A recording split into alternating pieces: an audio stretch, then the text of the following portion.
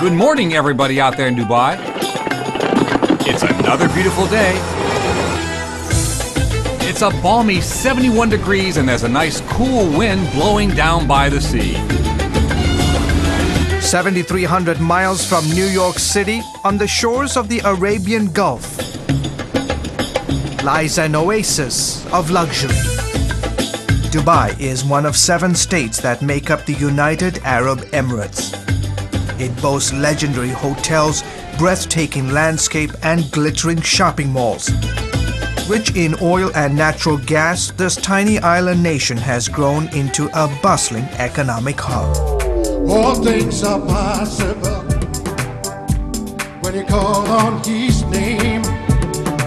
It's also home to the largest evangelical church in all the Middle East. In Jesus' name.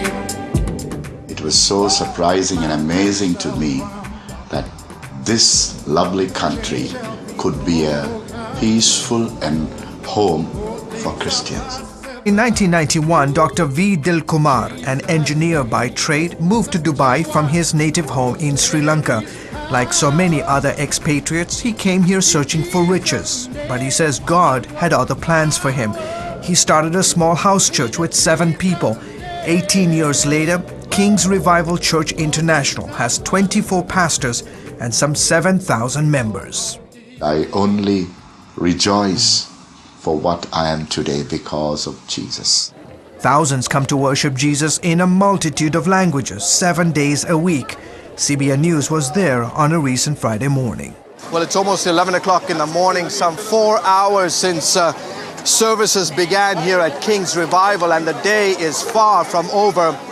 Hundreds of people from 7 different languages, 7 different countries have gathered for their turn at church. We have 14 services for a week, 14 services, George, out of which 4 take on in English and then the other languages. The majority of people who attend King's Revival are expatriates, like Christopher Sebastian, who pastors the Pakistani congregation.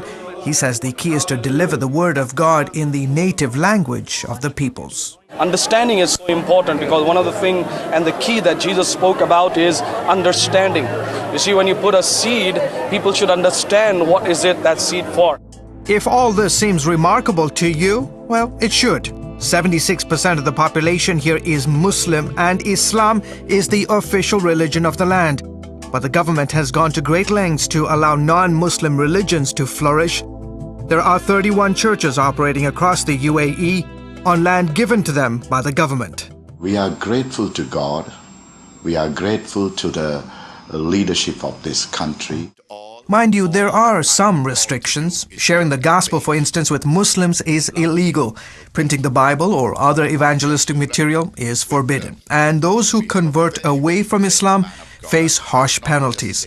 So most of the church's outreach is to the non-Muslim population. Still, Pastor Dilkumar doesn't look at these restrictions as barriers to sharing the love of God. We cannot be more zealous and more loving than God Himself. Whatever cup that He has given us, if we can lift it up, and He will fill us and increase us. Many have found at King's Revival a home away from home. Before, I felt like I'm far from home, but immediately I come to church, I feel really that now this is home. And to have something so huge in a Muslim country, it's fantastic. The church does extensive charity work and monthly supports 170 pastors who are serving throughout the Middle East and Asia. And when he's not preaching, Pastor Dilkumar is prepping for several evangelistic meetings that he regularly conducts in Africa. He says it's all part of the calling God placed on his heart many years ago. The Spirit of the Lord is upon me. He has anointed me to preach the gospel of Jesus and to heal the broken heart, to cause the blind to see, to cause the captives to be free, and to proclaim the coming of the Lord. George Thomas, CBN News, Dubai.